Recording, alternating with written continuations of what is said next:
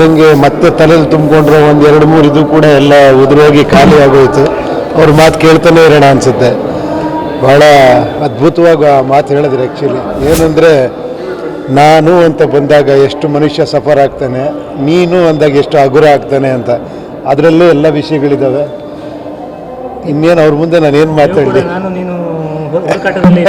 ಇಲ್ಲಪ್ಪ, ಎಲ್ಲ ಚೆನ್ನಾಗಾಗ್ತಾಯಿದೆ, ಚೆನ್ನಾಗಾಗ್ತಿದೆ. ಖಂಡಿತ ಎಲ್ಲ ಆಶೀರ್ವಾದ, ಗುರುಗಳ ಆಶೀರ್ವಾದ, ಜನಗಳ ಆಶೀರ್ವಾದ, ದೇವರ ಆಶೀರ್ವಾದ ಎಲ್ಲ ಚೆನ್ನಾಗಾಗ್ತಾಯಿದೆ. ಒಂದು ಆಧ್ಯಾತ್ಮದ ಒಲವಿರೋದ್ರಿಂದ ಈ ಭೇಟಿ ಎಷ್ಟು ಇಂಪಾರ್ಟೆಂಟ್ ಅನ್ನಿಸ್ತದೆ? ಭಗವದ್ಗೀತೆಯ ನಿಮ್ಮ ಮೇಲೆ ಏನು ಪರಿಣಾಮ? ಇಲ್ಲ, ಒಂದಂತೂ ಗೊತ್ತಾಗ್ತಿದೆ, ಏನೋ ಒಂದು ಎಲ್ಲ ಒಂದು ಶಕ್ತಿ ಕರ್ಕೊಂಡು ಹೋಗ್ತೀನಿ ಅನ್ನೋದು ಮಾತ್ರ ಸತ್ಯ ಗೊತ್ತಾಗ್ತಿದೆ. ನಾನೇನು ಮಾಡ್ತಿಲ್ಲ ಅನ್ನೋದಂತೂ ಖಂಡಿತ ಗೊತ್ತಾಗಿದೆ. ಸರ್, ಈಗ UAE ಸಿನಿಮಾ ಬಂದ ಮೇಲೆ ರಿವ್ಯೂ ಮಾಡುವ ಸ್ಟೈಲೇ ಚೇಂಜ್ ಆಯ್ತಾ ಕರ್ನಾಟಕದಲ್ಲಿ? ಹೇಗೆ ಅದೇನೋ ಗೊತ್ತಿಲ್ಲ, ನೀವು ಹೇಳಬೇಕು. ಸಿನಿಮಾ ಥರವೇ ರಿವ್ಯೂ ಮಾಡ್ತಾ ಇದ್ದಾರೆ ರಿವ್ಯೂ ಮಾಡೋರು. Thank you. ಎಲ್ಲ ಅವ್ರವ್ರ ಕೆಪಾಸಿಟಿ ಅಷ್ಟೇ.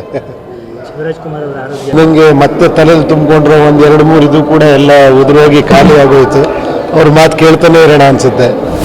ಭಾಳ ಅದ್ಭುತವಾಗಿ ಆ ಮಾತು ಹೇಳಿದ್ರು. ಆ್ಯಕ್ಚುಲಿ ಏನಂದರೆ, ನಾನು ಅಂತ ಬಂದಾಗ ಎಷ್ಟು ಮನುಷ್ಯ ಸಫರ್ ಆಗ್ತಾನೆ, ನೀನು ಅಂದಾಗ ಎಷ್ಟು ಹಗುರ ಆಗ್ತಾನೆ ಅಂತ. ಅದರಲ್ಲೂ ಎಲ್ಲ ವಿಷಯಗಳಿದ್ದಾವೆ. ಇನ್ನೇನು ಅವ್ರ ಮುಂದೆ ನಾನು ಏನು ಮಾತಾಡಲಿ?